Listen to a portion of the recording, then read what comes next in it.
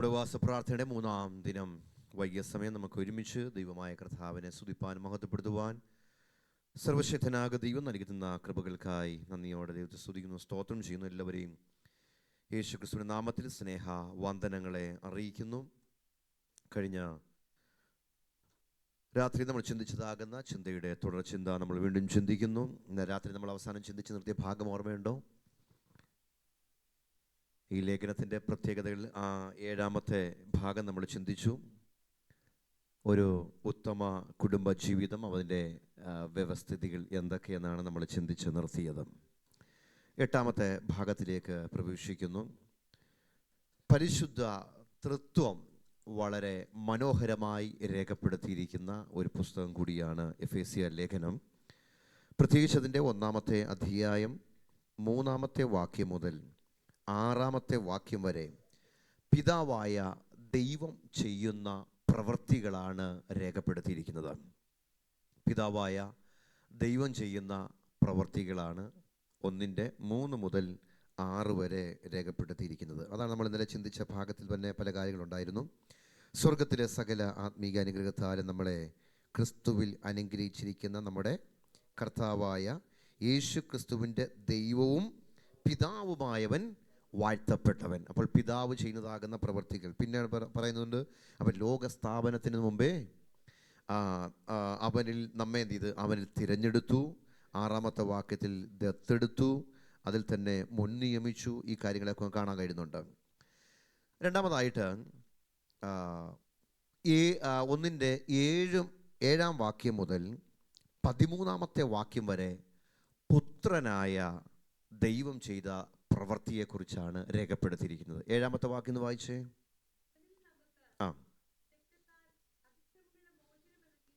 നോക്കി, പുത്രനാകുന്ന കർത്താവ് നമുക്ക് വേണ്ടി എന്താ ചെയ്തത്? തൻ്റെ രക്തം നമുക്ക് വേണ്ടി ഒഴുക്കിയത് കൊണ്ട് അതിക്രമങ്ങളുടെ മോചനമെന്ന വീണ്ടെടുപ്പ് സാധ്യമാക്കി തീർത്തു. Price the Lord.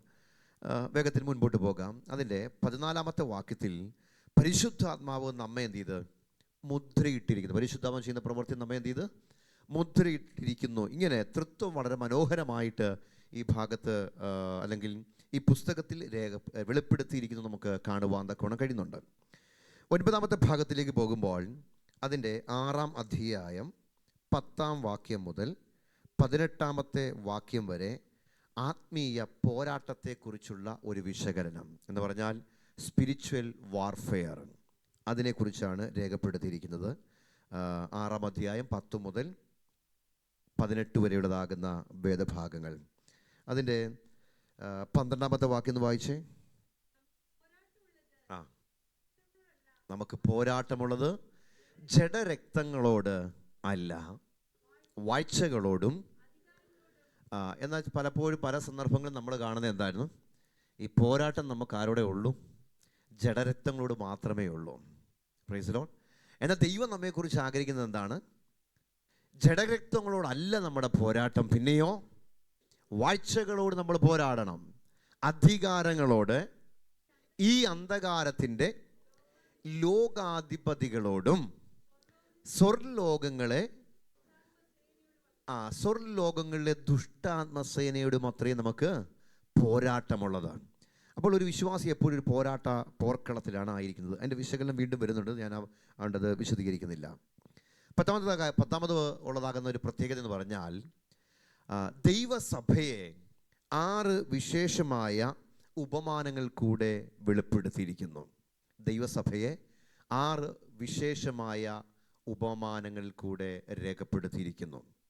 ആ വിഷയമാണ് നമ്മൾ തുടർന്നും ചിന്തിക്കുവാൻ വേണ്ടി പോകുന്നത്. എഫേസ്യ ലേഖനത്തിലെ 6 അധ്യായങ്ങളിൽ ഉള്ള സഭാ ദർശനം, എങ്ങനെയാണ് സഭയെ ഓരോ അധ്യായത്തിലും വെളിപ്പെടുത്തിയിരിക്കുന്നതെന്ന്. അപ്പോൾ സഭാദർശനം ഓരോ അധ്യായങ്ങളിലും. ഒന്നാമത് നമ്മൾ വീണ്ടും വായിക്കാം. എഫേസ്യ ലേഖനം 1-ാമത്തെ അധ്യായം അതിൻ്റെ 20-ാമത്തെ വാക്യം മുതൽ 23-ാമത്തെ വാക്യം വരെ സഭ ക്രിസ്തുവിൻ്റെ ശരീരം എന്നതാണ് 1-ാമത്തെ അധ്യായത്തിൽ കാണാൻ കഴിയുന്നത്. വായിച്ചേ.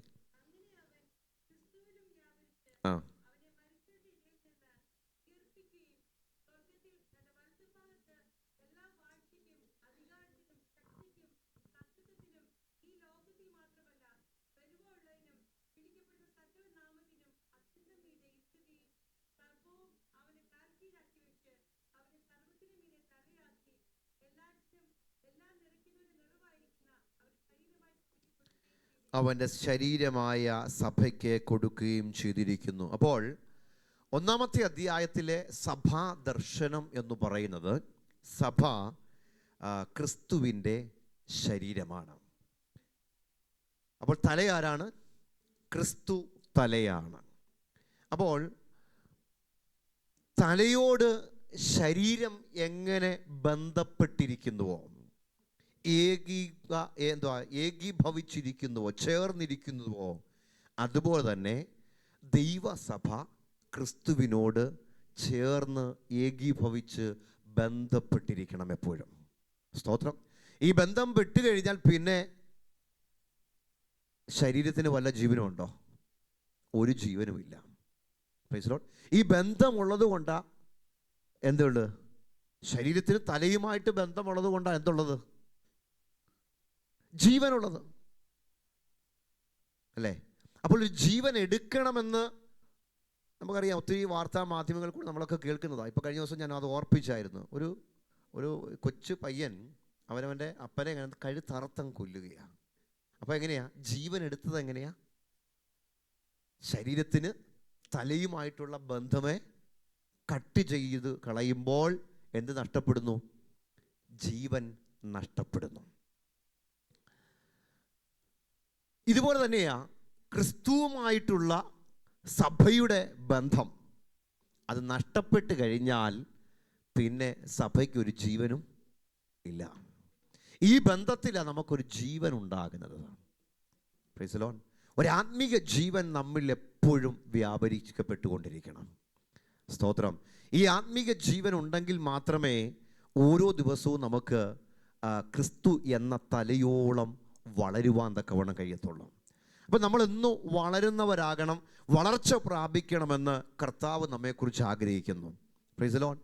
ഓരോ കുഞ്ഞും അവരുടേതാകുന്ന ശാരീരികമാകുന്ന വളർച്ച സംഭവിച്ച് അവർ വളർന്നു വരുന്നത് പോലെ ദൈവസഭ ക്രിസ്തു എന്ന തലയോളം നന്നായി വളർന്നു വരണമെന്ന് ദൈവം നമ്മെക്കുറിച്ച് ആഗ്രഹിക്കുന്നുണ്ട്. അപ്പോൾ ഒന്നാമത്തെ അധ്യായത്തിൽ സഭ ക്രിസ്തുവിൻ്റെ ശരീരം എന്ന് നമുക്ക് കാണുവാൻ തക്കവണ്ണം കഴിയുന്നുണ്ട്.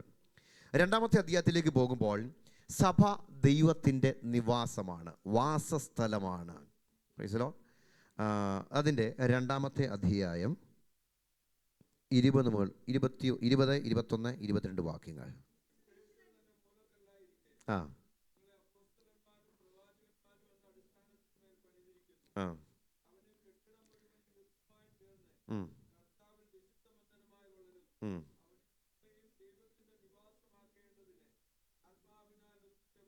അവനിൽ നിങ്ങളെയും ദൈവത്തിൻ്റെ നിവാസമാകേണ്ടതിന് ആത്മാവിൽ ഒന്നിച്ച് പണിതു വരുന്നു. അപ്പോൾ ദൈവത്തിന് വസിക്കാൻ പറ്റിയ ഒരാലയമായി നമ്മുടെ ശരീരം അല്ലെങ്കിൽ സഭ മാറുവാൻ തക്കവണ്ണം ഇടയാകണം. Price the Lord. ഒന്നിച്ച് പണിത് ഒരു കെട്ടിടമായി വർദ്ധിച്ചു വരുന്നത് പോലെ തന്നെ നമ്മൾ എന്ത് ചെയ്യണം? അങ്ങനെ വളർന്നു വരണം. അതിനുവേണ്ടി എന്താ ചെയ്യേണ്ടത്? Price the Lord. സഭ എപ്പോഴും വിശുദ്ധമായിരിക്കണം. വിശുദ്ധമായ ഇടത്ത് മാത്രമേ ദൈവത്തിന് വസിക്കുവാൻ തക്കവണ്ണം കഴിയത്തുള്ളൂ. അതുകൊണ്ടാണ് ദൈവം പറഞ്ഞത്, ഞാൻ വിശുദ്ധനാകയാൽ നിങ്ങളും വിശുദ്ധരായിരിപ്പീൻ. അപ്പോൾ വിശുദ്ധിയുള്ള ഇടത്ത് മാത്രമേ ദൈവത്തിന് വസിപ്പാൻ തക്കവണ്ണം കഴിയത്തുള്ളൂ. അതുകൊണ്ട് തന്നെ ദൈവം പറയുന്നു, ഞാൻ വിശുദ്ധനാകിയാൽ നിങ്ങളും വിശുദ്ധരായിരിപ്പീൻ. ആവർത്തന പുസ്തകത്തിൽ ഒരു വാക്യം വായിച്ചേ. ആവർത്തന പുസ്തകം 23-ാം അധ്യായം അതിൻ്റെ 14-ാമത്തെ വാക്യം. അവിടെ ദൈവം തൻ്റെ ജനമാകുന്ന ഇസ്രായേൽ ജനത്തോട് പറയുന്നതാകുന്നൊരു ഭാഗമാണ് അവിടെ പറയുന്നത്. നിന്റെ ദൈവമായ യഹോവ നിന്നെ രക്ഷിപ്പാനും ശത്രുക്കളെ നിനക്ക് ഏൽപ്പിച്ചു തരുവാനും നിന്റെ പാളയത്തിൻ്റെ മധ്യേ നടക്കുന്നു. അപ്പോൾ ദൈവം എവിടെയുണ്ട്? നമ്മുടെ നടുവിൽ നടക്കുന്ന, നമ്മോടൊപ്പം ചേർന്ന് നടക്കുന്ന, നമ്മുടെ കൂടെ വസിക്കുന്നതാകുന്ന ദൈവമാണ് നമ്മുടെ ദൈവം. Price the Lord. അപ്പോൾ ഇസ്രായേൽ ജനം വസിക്കുന്നതാകുന്ന പാളയത്തിൻ്റെ നടുവിൽ ആരുടെ സാന്നിധ്യം ഉണ്ടായിരുന്നു? ആരുണ്ടായിരുന്നു? ദൈവം, യഹോവയാകുന്ന ദൈവം അവരുടെ പാളയത്തിൻ്റെ നടുവിലുണ്ടായിരുന്നു. അടുത്തത്, നിങ്ങൾ വൃത്തികേട് കണ്ടിട്ട് അവൻ നിന്നെ വിട്ടകലാതിരിപ്പാൻ നിന്റെ പാളയം ശുദ്ധിയുള്ളതായിരിക്കണം. അപ്പോൾ ഇസ്രായേൽ ജനം വസിച്ചതാകുന്ന ആ പാളയത്തോടുള്ള ബന്ധത്തിൽ അവരോട് ദൈവം പറയുന്നൊരു കാര്യമുണ്ട്. നിന്റെ പാളയം എപ്പോഴും എങ്ങനെയായിരിക്കണം? വിശുദ്ധമായിരിക്കണം. സ്തോത്രം. നിങ്ങൾ വൃത്തികേട് കണ്ടിട്ട് അവൻ നിന്നെ വിട്ടകലാതിരിപ്പാൻ നിന്റെ പാളയം ശുദ്ധിയുള്ളതായിരിക്കണം. Praise the Lord.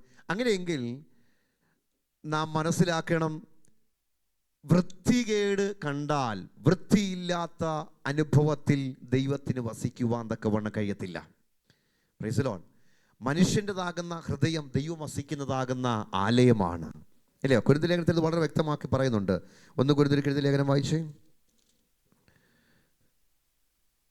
അതിൻ്റെ 3:16 വാക്യം. നിങ്ങൾ ദൈവത്തിൻ്റെ മന്ദിരം എന്നും ദൈവത്തിൻ്റെ ആത്മാവ് നിങ്ങളിൽ വസിക്കുന്നു എന്നും അറിയുന്നില്ലയോ? അപ്പോൾ ദൈവത്തിൻ്റെ മന്ദിരമാണ് നമ്മൾ. ദൈവത്തിൻ്റെ ആത്മാവ് എവിടെ വസിക്കുന്നത്?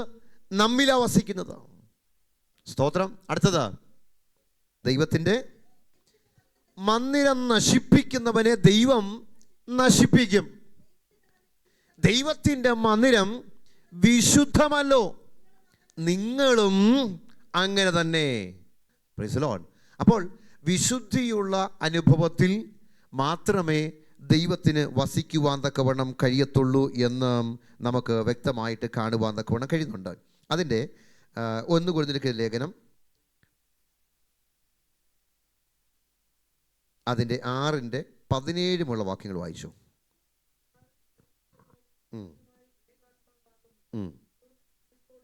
ദുർനടപ്പ് വിട്ടോടുവീൻ. മനുഷ്യൻ ചെയ്യുന്ന ഏത് പാപവും ശരീരത്തിന് പുറത്താകുന്നു. പാപം ചെയ്യുന്നു,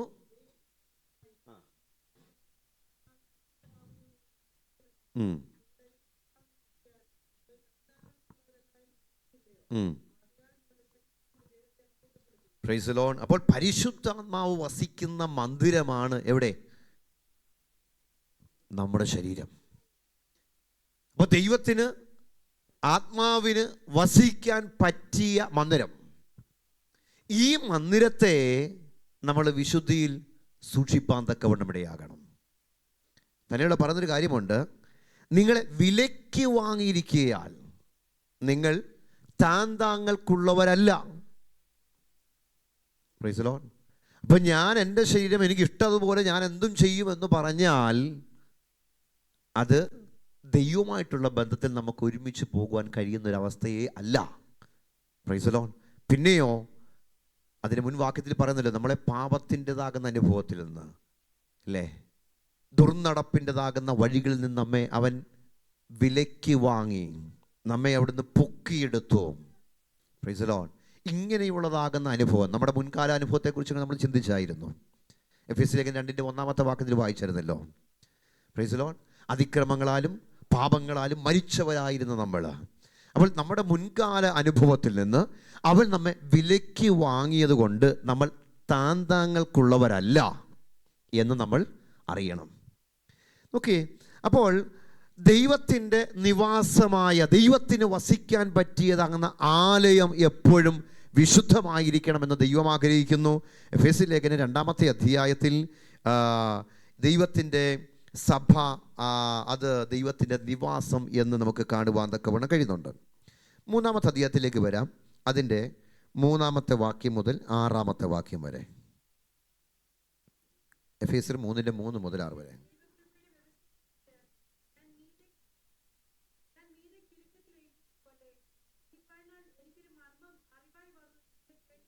വെളിപ്പാടിനായി എനിക്കൊരു മർമ്മം അറിയായി വന്നു എന്ന് നിങ്ങൾ കേട്ടിട്ടുണ്ടല്ലോ.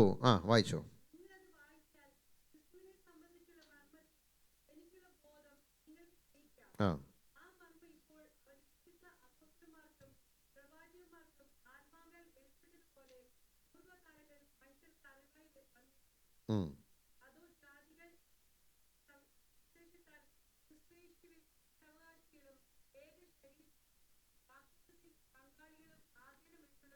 മതി. അപ്പോൾ സഭ ദൈവത്തിൻ്റെ മർമ്മം എന്ന് ഈ വാക്യങ്ങൾ കൂടെ നമുക്ക് മനസ്സിലാക്കുവാൻ തക്കവണ്ണം കഴിയുന്നുണ്ട്. യഹൂദൻ്റെ മാത്രം കുത്തകയല്ല സഭ. ഒരിക്കൽ ഈ യഹൂദന്മാരാരും ജാതികളായ ആളുകളെ ഒന്നും പരിഗണിച്ചിരുന്നില്ല, അവരങ്ങോട്ട് അടുപ്പിക്കത്തില്ലായിരുന്നു. എന്നാൽ അങ്ങനെ ഇരുന്നതാകുന്ന ഒരു കാലഘട്ടത്തിൽ ഇവിടെ നോക്കിയേ, ആ വാക്യം ഒന്നും കൂടെ ശ്രദ്ധിച്ച്, അതിൻ്റെ 6-ാമത്തെ വാക്യം. അതോ ജാതികൾ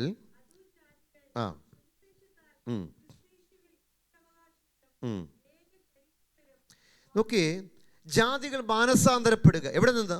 പാപത്തിൻ്റെ അനുഭവത്തിൽ നിന്ന് അവർക്കൊരു മാനസാന്തരം ഉണ്ടാകുക, അവർ ദൈവത്തിങ്കിലേക്ക് മടങ്ങി വരിക. അങ്ങനെ ചെയ്താൽ അവരെന്തായിത്തീരും? ക്രിസ്തു യേശുവിൽ അവർ കൂട്ടവകാശികൾ ആകുന്നു. അടുത്തത്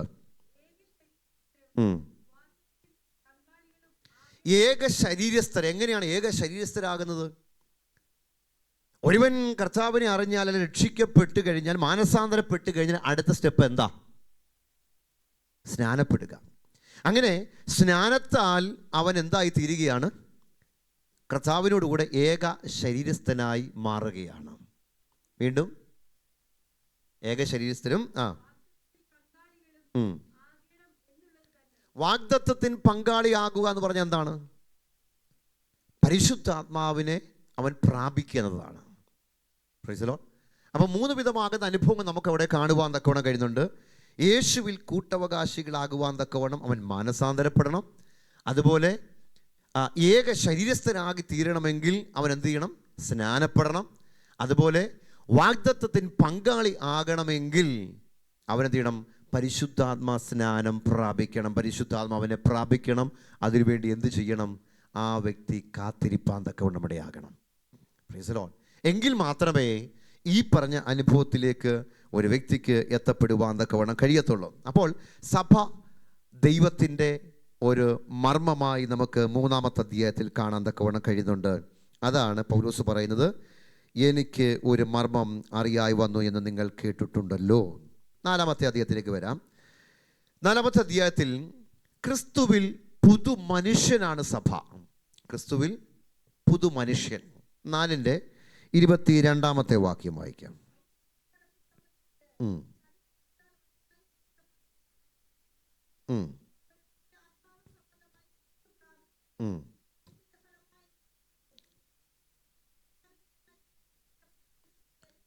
മതി. ഈ വായിച്ചതാകുന്ന വാക്യത്തിൽ പഴയ മനുഷ്യൻ്റെ അനുഭവം പറയുന്നുണ്ട്, പുതിയ മനുഷ്യൻ്റെ അനുഭവം പറയുന്നുണ്ട്. Price the Lord. പഴയ മനുഷ്യൻ്റെ പ്രകൃതം എന്തായിരുന്നു? ആദാമ്യ പ്രകൃതമായില്ലയോ? ആദാമ്യ പ്രകൃതത്തിലുള്ള മനുഷ്യനായിരുന്നു പഴയ മനുഷ്യൻ. മുമ്പിലത്തെ നടപ്പ് സംബന്ധിച്ച് ചതി മോഹങ്ങളാൽ വഷളായി പോകുന്ന പഴയ മനുഷ്യനെ ഉപേക്ഷിക്കുക. സ്തോത്രം. അപ്പോൾ ഉപേക്ഷിക്കേണ്ടത് ഏതാണ്? പഴയ മനുഷ്യൻ. അത് മനസ്സിലാക്കണമെങ്കിൽ നമുക്കറിയാം, ഈ പാമ്പിനെയൊക്കെ നമ്മൾ കണ്ടിട്ടുണ്ട്. ഈ പാമ്പിൻ്റെ ആ സ്കിൻ പടമുരിയാന്ന് പറയില്ല, ഇപ്പോൾ സ്കിന്നിങ്ങനെ കളഞ്ഞതാകുന്നതിൻ്റെ ആ ഒരു ഭാഗം കണ്ടിട്ടുണ്ടോ? അല്ലേ? അത് കളഞ്ഞു കഴിഞ്ഞാൽ പിന്നീട് എന്ത് സംഭവിക്കും? അതിൻ്റെ പുതിയ സ്കിൻ അതിന് വരികയാണ് എന്ന് പറഞ്ഞതുപോലെ തന്നെ പഴയ മനുഷ്യനെന്ത് ചെയ്ത് ഉപേക്ഷിച്ച് കളയുക. Price the Lord. പഴയ മനുഷ്യൻ്റെ സ്വഭാവം എന്തായിരുന്നു? ചതിമോഹങ്ങളാൽ വഷളായിപ്പോകുന്ന ഒരനുഭവമായിരുന്നു പഴയ മനുഷ്യൻ. സ്തോത്രം. എന്നാൽ അതിൽ നിന്ന് എതിലേക്ക് എത്തണം? പുതിയ മനുഷ്യനിലേക്ക് നാം എത്തണം. വായിച്ചേ ഹോശേയ പ്രവചനം 6-ന്റെ 7-ാമത്തെ വാക്യം. ഹോശേയ 6-7.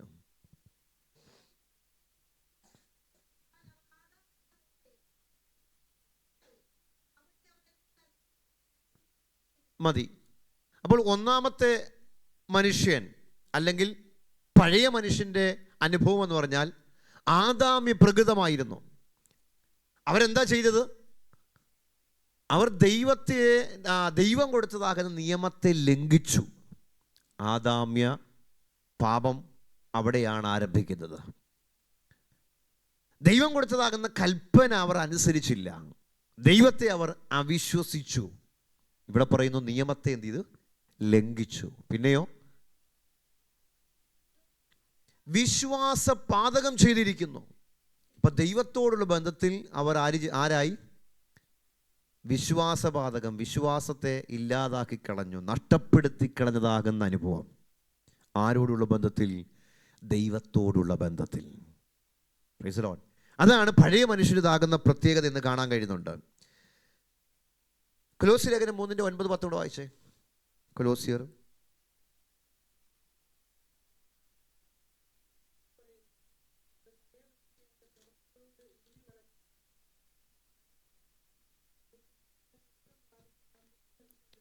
അവിടെ നിൽക്കട്ടെ. അന്യോന്യം ഫോഷ്ക്ക് പറയരുത്. നിങ്ങൾ പഴയ മനുഷ്യനെ അവൻ്റെ പ്രവൃത്തികളോടുകൂടെ ഉരിഞ്ഞു കളഞ്ഞു. നേരത്തെ ഞാൻ പറഞ്ഞ ഉദാഹരണം ഇത് കറക്റ്റ് ആവും. അപ്പോൾ പഴയ മനുഷ്യനെ അതിൻ്റെ പ്രവൃത്തികളോടുകൂടെ ഉരിഞ്ഞു കളഞ്ഞേക്കുക. പിന്നെ ഇനി ആ പ്രവൃത്തി ജീവിതത്തിലില്ല. പിന്നെയോ അടുത്ത വാക്യത്തിൽ വരുമ്പോൾ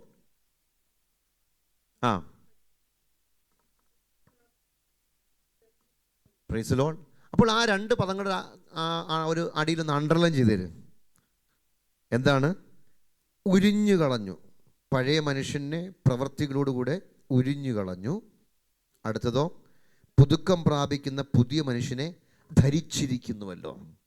അപ്പോൾ പഴയതിനെ ഉരിഞ്ഞു കളഞ്ഞു, പുതിയതിനെ ധരിച്ചിരിക്കുന്നു. എന്താണ് ധരിച്ചിരിക്കുന്നത്? അതാ 10ാമത്തെ വാക്യത്തിൽ പറയുന്നത്. തന്നെ സൃഷ്ടിച്ചവൻ്റെ പ്രതിമ പ്രകാരം പരിജ്ഞാനത്തിനായി പുതുക്കം പ്രാപിക്കുന്ന പുതിയ മനുഷ്യൻ. Price the Lord. അപ്പോൾ പുതിയ മനുഷ്യൻ്റെ പ്രത്യേകത എന്താണ്? പുതുമനുഷ്യൻ ക്രിസ്തുവിൻ്റെ, യേശുവിൻ്റെതാകുന്ന തനത് സ്വഭാവമാണ്. പഴയ മനുഷ്യൻ ഒന്നാമത്തെ ആദാമാകുന്ന ആദാമിൻ്റെ പ്രകൃതമാണെങ്കിൽ, പുതിയ മനുഷ്യൻ ഒടുക്കത്തെ ആദാമാകുന്ന യേശു ക്രിസ്തുവിൻ്റെ തനത് പ്രതീകമാണ്. Price the Lord. അപ്പോൾ രണ്ട് ഭാഗങ്ങൾ നമ്മൾ ചിന്തിച്ച് നോക്കിയേ. പഴയ മനുഷ്യൻ, പുതിയ മനുഷ്യൻ. Price the Lord. അപ്പോൾ പഴയതിനെ നമ്മൾ വിട്ടുകളഞ്ഞു, പഴയതിനെ ഉരിഞ്ഞു കളഞ്ഞു. ഇപ്പോൾ ആരായി തീർന്നിരിക്കുന്നു? പുതിയ മനുഷ്യനായി തീർന്നിരിക്കുന്നു. അതുകൊണ്ട് നമ്മൾ വായിക്കുന്നത്, ഒരുവൻ ക്രിസ്തുവിലായാൽ അവൻ പുതിയ സൃഷ്ടി, ഇതാ പഴയതെല്ലാം കഴിഞ്ഞു പോയി, സകലതും പുതുതായിരിക്കുന്നു. അപ്പോൾ പുതിയത് അനുഭവത്തിൽ നമ്മൾ എത്തപ്പെട്ട് കഴിഞ്ഞാൽ പിന്നെ പുതു മനുഷ്യൻ്റെതാകുന്ന ജീവിത അനുഭവം, ക്രിസ്തുവിൻ്റെതാകുന്ന അതേ മനോഭാവം, അതേ സ്വഭാവം തന്നെ ആയിരിക്കണം. അതുകൊണ്ടാണ് നമുക്ക് ഫിലിപ്പി ലേഖനത്തിൽ വായിക്കുന്ന ക്രിസ്തു യേശുവിലെ ഭാവം തന്നെ നിങ്ങളിൽ ഉണ്ടായിരിക്കട്ടെ എന്ന് പറയുന്നത്. അപ്പോൾ ആ ഭാവം, ആ സ്വഭാവം നമ്മളിലേക്ക് വരണം. എങ്കിൽ മാത്രമേ പുതിയ മനുഷ്യനെ നമ്മൾ ധരിച്ചിരിക്കുന്നു എന്ന് ബോധ്യമാകുകയുള്ളൂ. വീണ്ടും അടുത്ത 5ാമത്തെ അധ്യായത്തിലേക്ക് വരുമ്പോൾ, ക്രിസ്തുവിൻ്റെ നിർമ്മല മണവാട്ടിയാണ് സഭ എന്ന് നമുക്ക് കാണുവാൻ തക്കവണ്ണം കഴിയുന്നുണ്ട്. മറ്റൊരു ചിന്ത നമ്മൾ ചിന്തിച്ചപ്പോൾ നമ്മൾ അവിടെ നിന്ന് ആ ഭാഗം നമ്മൾ വായിക്കുവാൻ തക്കവണ്ണം മടിയായി. എങ്കിലും ആ വാക്യം ഈ ഭാഗത്തോട് ചേർന്നൊന്ന് വായിക്കാം. 5:26 വാക്യം.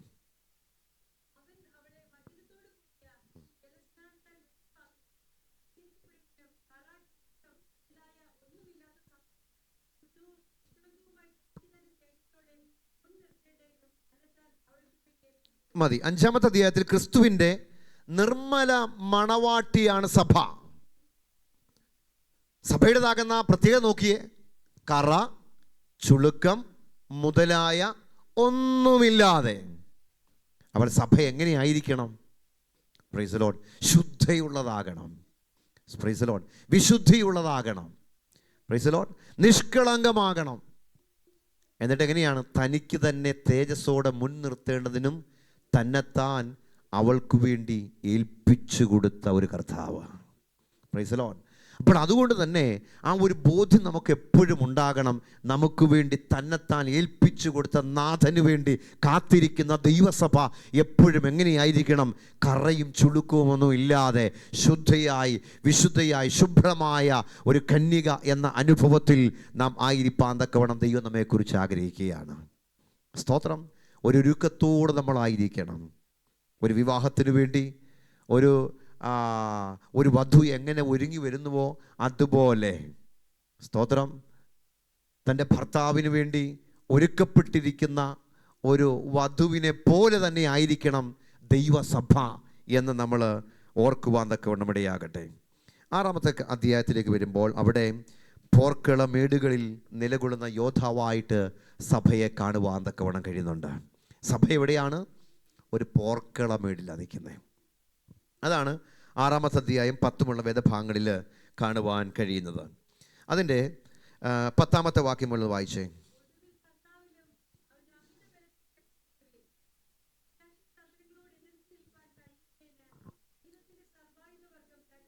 ഓക്കെ, ഒടുവിൽ കർത്താവിലും അവൻ്റെ അമിത ബലത്തിലും ശക്തിപ്പെടുവിൻ. എന്തോ ഈ ഒടുവിൽ എന്ന് പറഞ്ഞത്? എന്താ ഒടുവിൽ? എന്തിൻ്റെ ഒടുവില? ഏതാ? അതെ, അങ്കിൾ ആ ഭാഗത്തേക്ക് എത്തി. പ്രത്യേകിച്ച് 6-ാമത്തെ അധ്യായത്തിൻ്റെ 9 വരെയുള്ള ഭാഗത്തിൽ പൗലോസ് പറയുന്നതാകുന്ന കുറേ കാര്യങ്ങളുണ്ട്.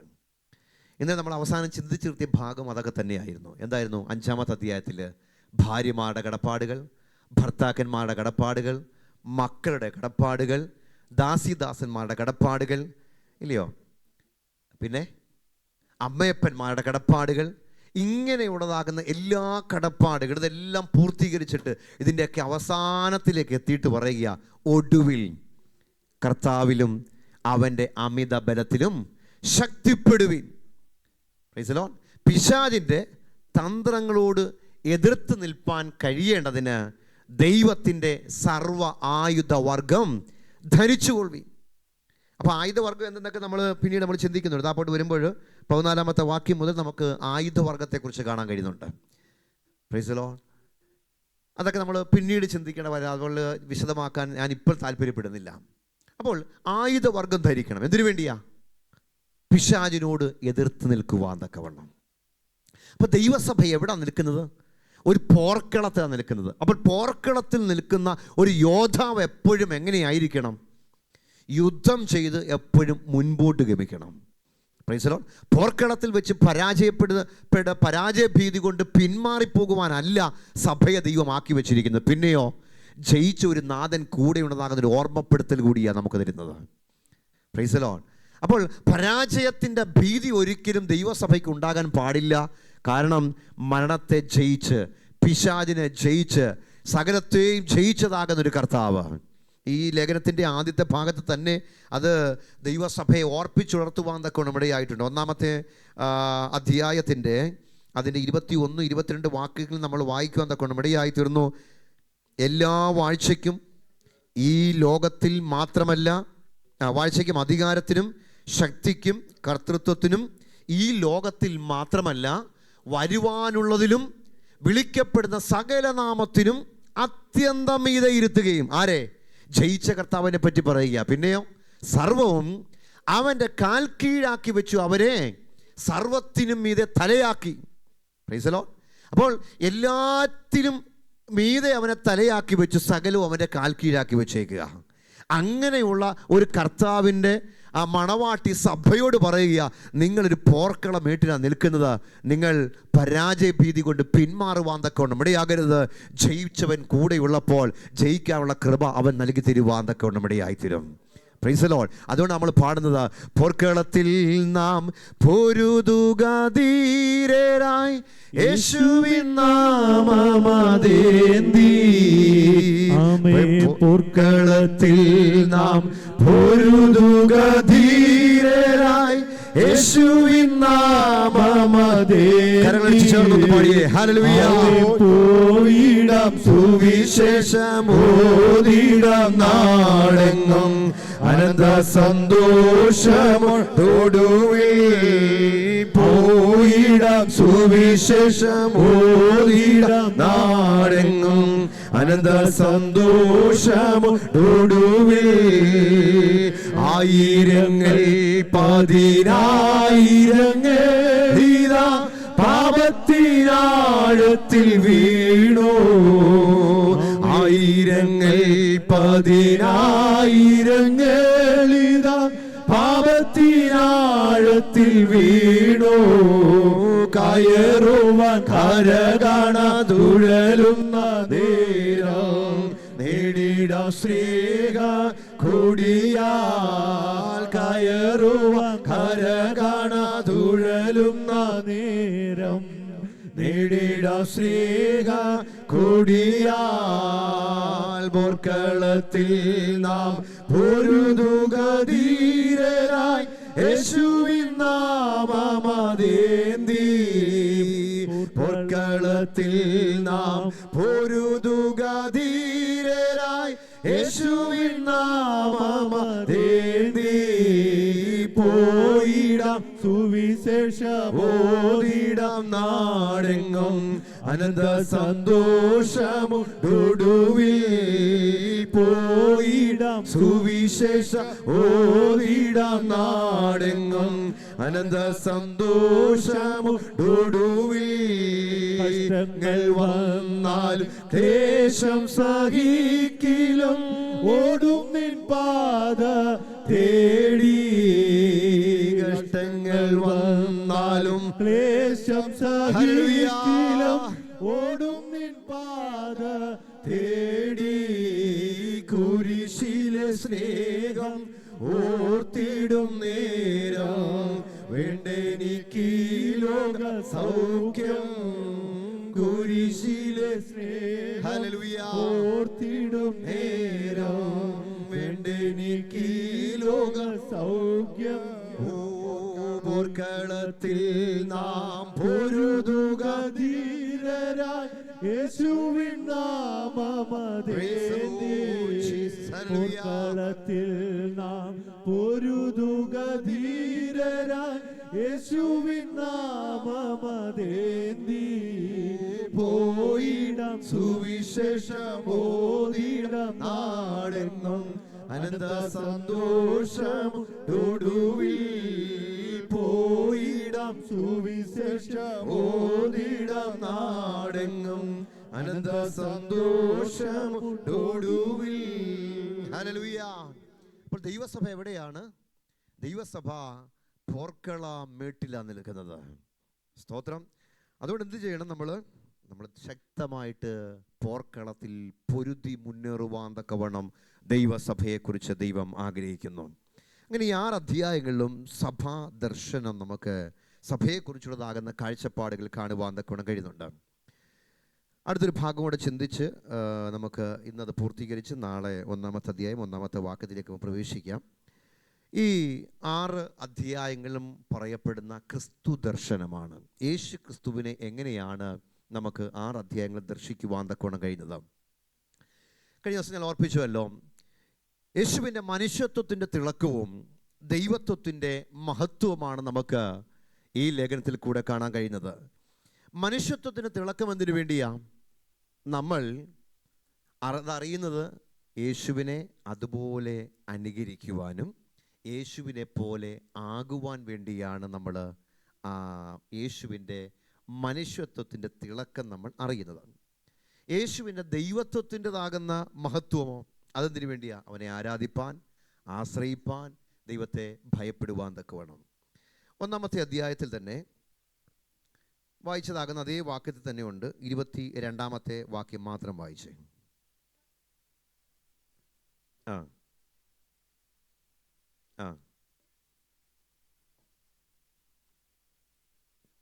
മതി. സർവത്തിനും മീതെ ഇരുത്തപ്പെട്ട ക്രിസ്തുവിനെ 1-ാമത്തെ അധ്യായത്തിൽ കാണാൻ കഴിയുന്നുണ്ട്. സർവത്തിനും മീതെ ഇരുത്തപ്പെട്ടതായ ക്രിസ്തു എവിടെ നിന്നാണ്? മരിച്ചവരുടെ ഇടയിൽ നിന്ന് അവനെ ഉയർപ്പിച്ചു, അല്ലേ? അപ്പോൾ മരിച്ചവരുടെ ഇടയിൽ നിന്ന് ഉയർപ്പിച്ച് സകല നാമത്തിനും മേലായ നാമം നൽകി കൊടുത്തു. അത് തന്നെയാണ് ഫിലിപ്പി ലേഖനത്തിലും പൗലോസ് അപ്പോസ്തലൻ പറയുന്നുണ്ട്. അതിൻ്റെ 2-ാമത്തെ അധ്യായത്തിൽ 9-ാമത്തെ വാക്യം ഒന്ന് വായിച്ചേ.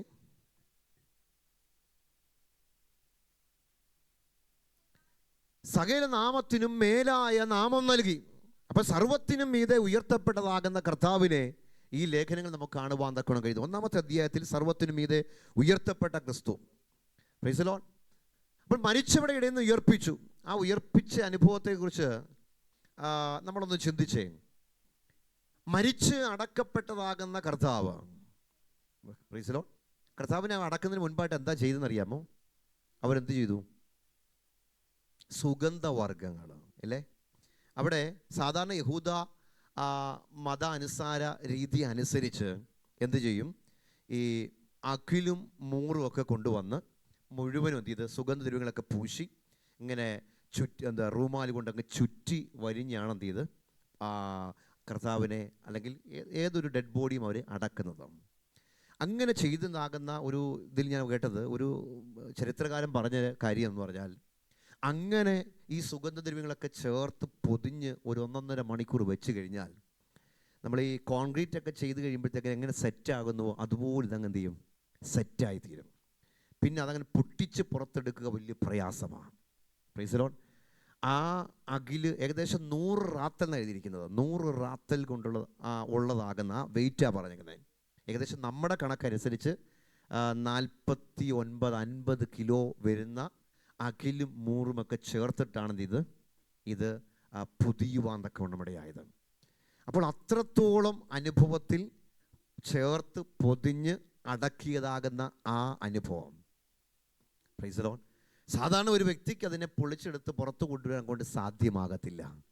എന്നാൽ അതിനെ പുറത്തു കൊണ്ടുവരാൻ സാധ്യമാക്കി തീർത്തത് എന്താണെന്നറിയാമോ? ഉയർപ്പിൻ്റെ ശക്തി അതിൽ വ്യാപരിക്കപ്പെട്ടത് കൊണ്ടാണ്. Price the Lord.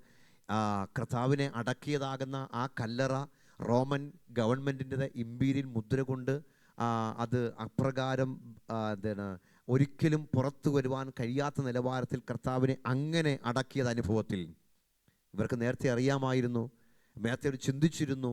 യേശു കർത്താവിൻ്റെ ശിഷ്യന്മാർ കടന്നു വന്ന് യേശുവിൻ്റെ ആ മരിച്ച ശരീരം മോഷ്ടിച്ചു കൊണ്ട് പോയിട്ട് അവൻ പറഞ്ഞതുപോലെ ഉയർക്കും എന്ന ഒരു വാർത്ത പിന്നീട് വരാതിരിക്കുവാൻ തക്കവണ്ണം എല്ലാവിധ ഫോഴ്സുകളും ക്രമീകരിക്കപ്പെട്ടാണ് യേശുവിൻ്റെ ഡെഡ് ബോഡിയെ അവിടെ ആക്കി വെച്ചത്.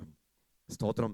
എന്നാൽ നമ്മൾ ചിന്തിക്കുന്നതിലും നമ്മൾ നനയ്ക്കുന്നതിലും അന്നത്തെ ഗവൺമെൻറ് ചിന്തിക്കലും അപ്പുറമായിട്ട് പുനരുത്ഥാനത്തിൻ്റെ ശക്തി ആ കല്ലറയ്ക്ക് ഉള്ളിൽ വ്യാപരിക്കപ്പെട്ട് കഴിഞ്ഞപ്പോൾ അകിലും മൂറുമൊക്കെ ചേർത്ത് പൊതിഞ്ഞിരുന്നതാകുന്ന ആ തുണിയെ പറ്റി പിന്നീട് നമുക്ക് കാണാൻ കഴിയുന്നത് എന്താണത്? ചുറ്റി മാറ്റി വെച്ചിരിക്കുന്ന അനുഭവത്തിൽ കാണപ്പെട്ടു എങ്കിൽ എത്ര വലിയ ശക്തിയാണ് ആ കല്ലറയ്ക്കുള്ളിൽ വ്യാപരിക്കപ്പെട്ടെന്നും തിരിച്ചറിയുവാൻ തക്കവണ്ണം ഇടയാകണം. അതാണ് ദ പവർ ഓഫ് റിസറക്ഷൻ, ഉയർപ്പിൻ്റെ ശക്തി. Praise the Lord. ഇതുകൊണ്ട് തന്നെ ആ റോമാലേഖനത്തിൽ നമ്മൾ കാണാൻ കഴിയുന്നത്, യേശുവിനെ മരിച്ചവരുടെ ഇടയിൽ നിന്ന് ഉയർപ്പിച്ചവൻ്റെ ആത്മാവ് നിങ്ങളിൽ വസിക്കുന്നു എങ്കിൽ. Price the Lord.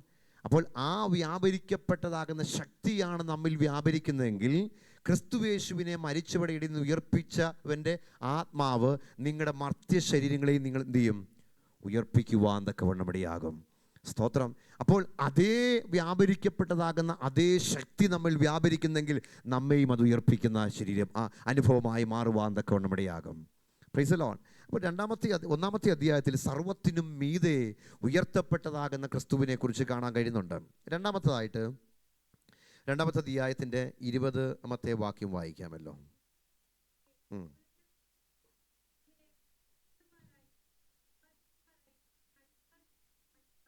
മതി. അവിടെ പറയുന്നു സഭയുടെ അടിസ്ഥാനമാണ് ക്രിസ്തു. ക്രിസ്തു യേശു തന്നെ മൂലക്കല്ലായിരിക്കെ. Price the Lord. അപ്പോൾ സഭയുടെ അടിസ്ഥാനം ആരാണ്? യേശു ക്രിസ്തുവാണ്. ഏതൊരു ഭവനം പണിയുമ്പോഴും അതിനൊരു അടിസ്ഥാനമുണ്ട്, ഒരു മൂലക്കല്ല് വയ്ക്കാറുണ്ട്. ആ മൂലക്കല്ല് എന്ന അടിസ്ഥാനത്തിൻ്റെ മേളിലാണ് മുകളിലോട്ട് ആ ബിൽഡിംഗ് അല്ലെങ്കിൽ ആ ഭവനം പണിയുന്നത്. ഇവിടെ ക്രിസ്തുയേശു തന്നെ മൂലക്കല്ലായിരിക്കെ നിങ്ങളെ അപ്പോസ്തലന്മാരും പ്രവാചകന്മാരും എന്ന അടിസ്ഥാനത്തിന്മേൽ പണിതിരിക്കുന്നു. അപ്പോൾ ഈ പണി ഇങ്ങനെ മുകളിലോട്ട് പോയിക്കൊണ്ടിരിക്കുക. നമ്മുടെ ആ പണിയുടെ അതിൻ്റെയൊക്കെ ഓരോ ഭാഗങ്ങളാണ്, ഓരോ കല്ലുകളാണ് നമ്മൾ ഓരോരുത്തരും. Praise the Lord. ഇതിൻ്റെ അടിസ്ഥാനം എവിടെയാ? ക്രിസ്തുയേശു തന്നെയാ. ക്രിസ്തു എന്ന പാറമേലാ അടിസ്ഥാനപ്പെട്ടിരിക്കുന്നത്. Praise the Lord. ആ പാറയിൽ നിന്നാണ് മേപ്പോട്ട് പണിയപ്പെട്ടു പോകുന്നത്. ഓരോ സഭകൾ നമുക്കറിയാം, മറ്റ് സമുദായ സഭകളൊക്കെ പറയുന്നത് അടിസ്ഥാനം എവിടെയാണ്? പത്രോസിൻ്റെ മേലാണ്, ഇല്ലയോ? പത്രോസ് നീ അങ്ങനെ ഒരു വാക്യമില്ല ബൈബിളിൽ, ഇല്ലേ? പിന്നെന്താ പറഞ്ഞിരിക്കുന്നത്? ഞാൻ ആ ഭാഗം പറഞ്ഞപ്പോൾ എല്ലാവരും ആ ചിന്തയിലോട്ട് വന്നപ്പോൾ വാക്യം മറന്നുപോയെന്ന് തോന്നുന്നല്ലേ. നീ പത്രോസാകുന്നു, ഈ പാറമേൽ ഞാൻ എൻ്റെ സഭയെ പണിയും. നീ പത്രോസ് എന്ന് പറഞ്ഞാൽ നീ ഒരു പാറക്കഷ്ണമാണ്, അല്ലയോ? Petra and Petros. പെട്രോസ്, നീ ഒരു പെട്രോസാണ്, നീ ഒരു പാറക്കഷ്ണമാണ്. ഈ പാറമേൽ എന്ന് പറഞ്ഞാൽ ക്രിസ്തുവാകുന്ന പാറമേൽ, അതാ പെട്ര, റോക്ക്, പാറ. ആ പാറമേലാണ് എന്ത് പണിയുന്നത്? സഭയെ പണിയുന്നത്. പാതാള ഗോപുരങ്ങൾ അതിനെ ജയിക്കുകയില്ല. അപ്പോൾ മൂലക്കല്ലാകുന്ന യേശുക്രിസ്തു എന്ന മൂലക്കല്ലിന്മേൽ പണിയപ്പെട്ടതാകുന്ന ദൈവസഭയെ ജയിക്കുവാൻ ലോകത്തിലെ ഒരു ശക്തിക്കും കഴിയത്തില്ല. Praise the Lord. ഇതിൻ്റെ പണി പരിശുദ്ധാത്മാവ് ഇങ്ങനെ നടത്തിക്കൊണ്ടിരിക്കുക. Praise the Lord. മനുഷ്യൻ്റെതാകുന്ന പണിയിലായി, മനുഷ്യനാണെന്ന് പണിതിരുന്നെങ്കിൽ, മനുഷ്യൻ്റെ അടിസ്ഥാനത്തിലായിരുന്നുവെങ്കിൽ എന്നേ തകിടം മറിഞ്ഞ് താഴെ പോയേനെ. സ്തോത്രം. എന്നാൽ ദൈവസഭ ഇന്നും അതിൻ്റെ പണിയുടെ പൂർത്തീകരണത്തിലേക്ക് എത്തപ്പെട്ടുകൊണ്ടേയിരിക്കുന്നു കാണാൻ കഴിയുന്നുണ്ട്. 3-ാമത്തെ അധ്യായത്തിലേക്ക് വരുമ്പോൾ നമ്മിൽ വസിക്കുന്ന ക്രിസ്തു. 3-ാം അധ്യായം അതിൻ്റെ 17-ാമത്തെ വാക്യം.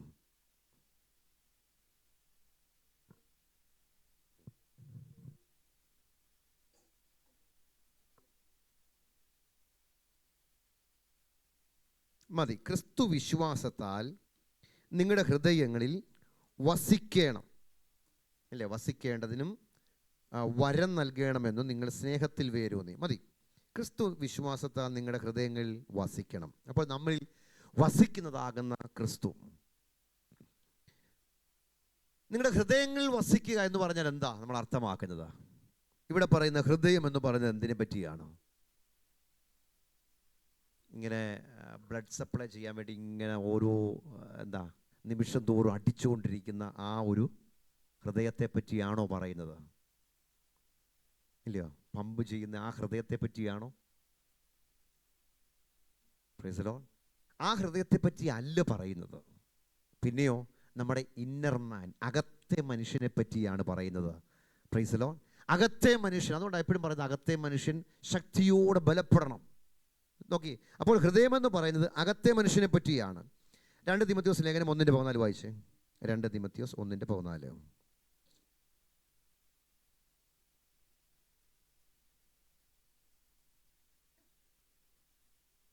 2 തിമോത്തിയോസ് 1:14.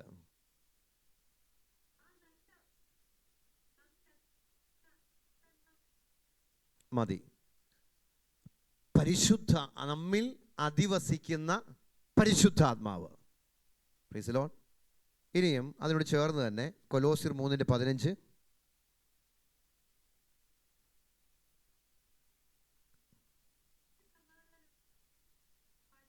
Price the Lord. അപ്പോൾ നമ്മിൽ വസിക്കുന്ന ക്രിസ്തു. ഈ 3-ാമത്തെ അധ്യായത്തിൽ പറയുന്നത് നമ്മൾ വസിക്കുന്ന ക്രിസ്തു. ഇവിടെ പറയുന്നത് ക്രിസ്തുവിൻ്റെ സമാധാനം എവിടെ വസിക്കണം? നിങ്ങളുടെ ഹൃദയങ്ങളിൽ വാഴട്ടെ. Price the Lord. അപ്പോൾ ക്രിസ്തുവിൻ്റെ സമാധാനം നമ്മുടെ ഹൃദയങ്ങളിൽ വാഴണം. ഇനിയും യോഹന്നാൻ സുവിശേഷം 15:7.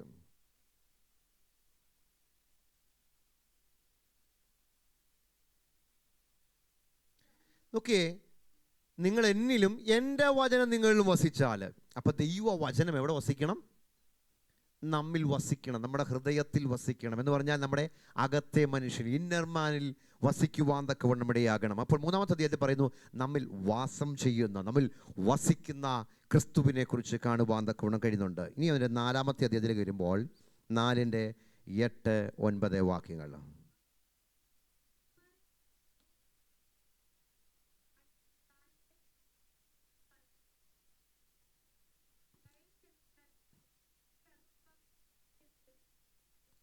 ഇവിടെ പറയുന്നത് ഭൂമിയുടെ അതേ ഭാഗങ്ങളിലേക്ക് ഇറങ്ങിയ ക്രിസ്തു. ഇത് ഏത് സന്ദർഭത്തെക്കുറിച്ചാണ് പറയുന്നത്? യേശു കർത്താവിൻ്റെ ക്രൂശു മരണ അനന്തരം കർത്താവ് എന്ത് ചെയ്തു? കർത്താവ് ഈ അബ്രഹാമിൻ്റെ മടി എന്ന് പറയുന്ന സ്ഥലത്തേക്ക് പോയി. അവിടെ ചെന്ന് എന്ത് ചെയ്തു? പഴയ നിയമ വിശുദ്ധന്മാരാകുന്ന ആളുകളോട് സുവിശേഷം അറിയിച്ച് അവരുടെ ആത്മാക്കളെയും കൊണ്ട് അവൻ ഉയരത്തിലേക്ക് കയറി. ഇപ്പോൾ ക്രിസ്തുവിൽ മരിക്കുന്ന വിശുദ്ധന്മാരുടെ ആത്മാക്കൾ എവിടെയാണ്?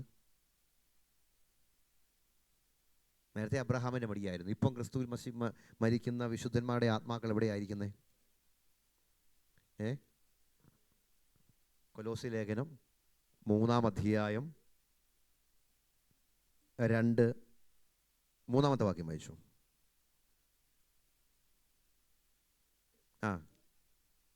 നിങ്ങൾ മരിച്ചു, നിങ്ങളുടെ ജീവൻ ക്രിസ്തുവിനോടുകൂടെ ദൈവത്തിൽ മറഞ്ഞിരിക്കുന്നു. അപ്പോൾ ഇപ്പോൾ മരിക്കുന്ന വിശുദ്ധന്മാരുടെ ആത്മാക്കൾ എവിടെയാണ് ആയിരിക്കുന്നത്? ക്രിസ്തുവിനോടുകൂടെ ദൈവത്തിൽ മറയുകയാണ് ചെയ്യുന്നത്. Price the Lord.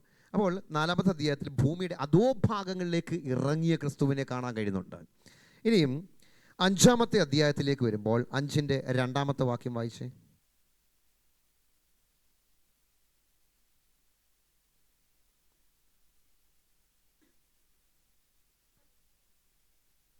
മതി. 5-ാമത്തെ അധ്യായത്തിൽ വഴിപാടും യാഗവുമായി തീർന്ന ക്രിസ്തു. എങ്ങനെയാണ്? ക്രിസ്തുവും നമ്മെ സ്നേഹിച്ചു. ഇവിടെ നേരിട്ട് അങ്ങ് പറഞ്ഞേക്കുക, കർത്താവ് എന്താ ചെയ്തത്? നമ്മെ സ്നേഹിച്ചു, നമുക്ക് വേണ്ടി തന്നെത്താൻ ദൈവത്തിന് സൗരഭ്യവാസനയായ വഴിപാടും യാഗവുമായി അർപ്പിച്ചതുപോലെ സ്നേഹത്തിൽ നടപ്പീൻ. അപ്പോൾ കർത്താവ് എന്താണ് ചെയ്തത്? ഇന്നലെ നമ്മൾ ആ ഭാഗത്ത് ജസ്റ്റ് ചിന്തിച്ചായിരുന്നു. കർത്താവ് എന്താ ചെയ്തത്? അവൻ നമ്മെ സ്നേഹിച്ചു. Price the Lord. അവൻ നമ്മെ സ്നേഹിച്ചത് കൊണ്ട് എന്താണ് കർത്താവ് ചെയ്തത്?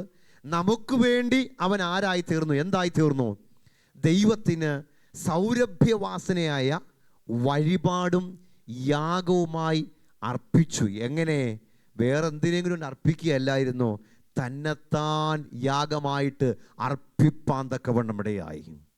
Price the Lord. തന്നെത്താൻ യാഗമായിട്ട് അർപ്പിച്ച് ആ യാഗരക്തം, പ്രൈസ് ദി ലോർഡ്, ഇല്ലയോ, ആ ക്രൂശി ചുരിഞ്ഞതാകുന്ന ആ രക്തം നമുക്ക് വേണ്ടി വിലയായി നൽകിയതാണ് നമ്മോടുള്ള കർത്താവിൻ്റെ സ്നേഹത്തിൻ്റെ പ്രദർശനം എന്ന് കാണുവാൻ തക്കവണ്ണം കഴിയുന്നുണ്ട്. അതുകൊണ്ട് നമ്മളെന്താ ചെയ്യേണ്ടത്? നമ്മൾ ചെയ്യേണ്ട കാര്യം, നമ്മൾ എന്ത് ചെയ്യണം? സ്നേഹത്തിൽ നടപ്പാൻ തക്കവണ്ണം ഇടയാകണം. സ്തോത്രം. അപ്പോൾ അവൻ നമ്മെ സ്നേഹിച്ചതുകൊണ്ട് നമ്മളും തമ്മിൽ സ്നേഹിക്കുവാൻ, കർത്താവിനെ സ്നേഹിപ്പാൻ തക്കവണ്ണം ഇടയാകണം എന്ന് ദൈവം നമ്മെ ഓർപ്പിച്ച് ഉണർത്തുകയാണ്. വീണ്ടും അതിൻ്റെ അവസാനത്തെ ഭാഗത്തിലേക്ക് വരുമ്പോൾ 6-ാമത്തെ അധ്യായത്തിൻ്റെ 19-20 വാക്യങ്ങൾ.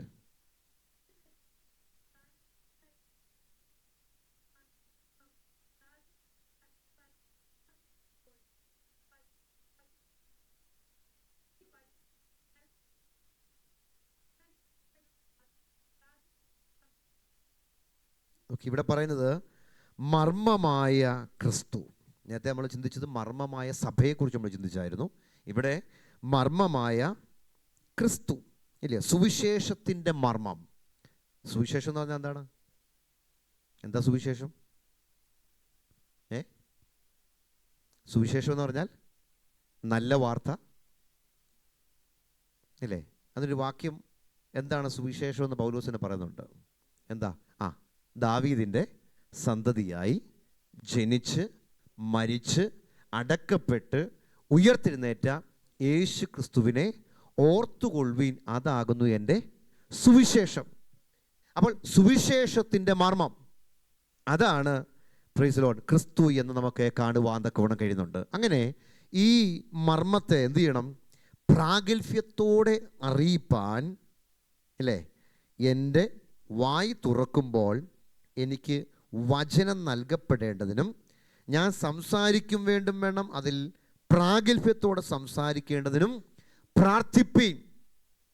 അപ്പോൾ പൗലോസിനും പ്രാർത്ഥന ആവശ്യമായിരുന്നു. ഈ 1-ാമത്തെ അധ്യായത്തിലും 2-ാമത്തെ 3-ാമത്തെ അധ്യായത്തിലും പൗലോസിൻ്റെ പ്രാർത്ഥന കാണാൻ കഴിയുന്നുണ്ട്. ദൈവസഭയ്ക്ക്, ദൈവമക്കൾക്കൊക്കെ വേണ്ടി പ്രാർത്ഥിക്കുന്നുണ്ട്. മറ്റ് ഓരോ ഭാഗങ്ങളിലൊക്കെ പൗലോസിൻ്റെ പ്രാർത്ഥനകൾ, മറ്റ് അപ്പോസ്തലന്മാർ പ്രാർത്ഥിച്ച പ്രാർത്ഥനകളൊക്കെ കാണാൻ കഴിയുന്നുണ്ട്. Price the Lord. ഇവരൊക്കെ പ്രാർത്ഥിക്കുമ്പോഴും തിരിച്ചും പറഞ്ഞൊരു കാര്യമുണ്ട്, ഞങ്ങൾക്കും വേണ്ടി പ്രാർത്ഥിപ്പീൻ. സ്തോത്രം. എന്തിനു വേണ്ടിയാണ്? ആ സുവിശേഷത്തിൻ്റെ മർമ്മം ശക്തമായി വിളിച്ചറിയിക്കുവാൻ തക്കവണ്ണം പ്രാർത്ഥനയുടെ പിൻബലമുണ്ടെങ്കിൽ മാത്രമേ കഴിയുകയുള്ളൂ എന്ന് തൻ്റെ വായനക്കാരാകുന്ന ദൈവസഭകളെ ഓർപ്പിച്ച് ഓണത്ത് നമുക്ക് കാണുവാൻ തക്കവണ്ണം കഴിയുന്നുണ്ട്. അങ്ങനെ ഈ 5 അധ്യായങ്ങളിലും ക്രിസ്തുവിൻ്റെ ഒരു ദർശനം നമുക്ക് കാണുവാൻ തക്കവണ്ണം കഴിയുന്നുണ്ട്. എഫേസ്യ ലേഖനം പൗലോസ് അപ്പോസ്തലൻ്റെ 2ാമത്തെ മിഷണറി യാത്രയുടെ മടക്കയാത്രയിൽ എഴുതിയ ഒരു ലേഖനമാണ്. ആ സന്ദർഭത്തിൽ അക്വിലാവിനെയും പ്രിസ്കില്ലയെയും ശുശ്രൂഷകൾ ഏൽപ്പിച്ച ശേഷമാണ് പൗലോസ് താൻ മടങ്ങിപ്പോകുന്നത്. അതിനുശേഷം തൻ്റെ 3ാമത്തെ മിഷണറി യാത്രയിൽ ഈ എഫെസോസിൽ താൻ കടന്നു വന്നിട്ട് 3 വർഷം താമസിച്ച് ഇവിടെ പ്രവർത്തിച്ചതായിട്ട് നമുക്ക് പിന്നീട് കാണുവാൻ തക്കവണ്ണം കഴിയുന്നുണ്ട്. 1ാമത്തെ അധ്യായത്തിൻ്റെ 1ാമത്തെ വാക്യം വായിച്ച് നമുക്ക് അവസാനിപ്പിക്കാം. നാളെ ആ ഭാഗത്തിൽ നമുക്ക് ചിന്തിക്കാമല്ലോ. ആ ആ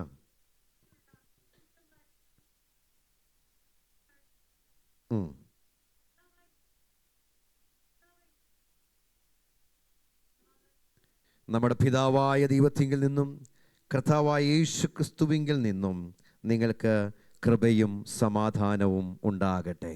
നമ്മുടെ കണ്ണടയ്ക്കാം, ദിവസത്തിൽ പ്രാർത്ഥിക്കാമല്ലോ. നമ്മെ കേൾപ്പിച്ച ദൈവവചനത്തിന് മുൻപാകെ നമ്മെ സമ്പൂർണ്ണമായി സമർപ്പിച്ചുകൊണ്ട് നമുക്ക് ഒരുമിച്ച് പ്രാർത്ഥിക്കാം. ഹല്ലേലൂയ.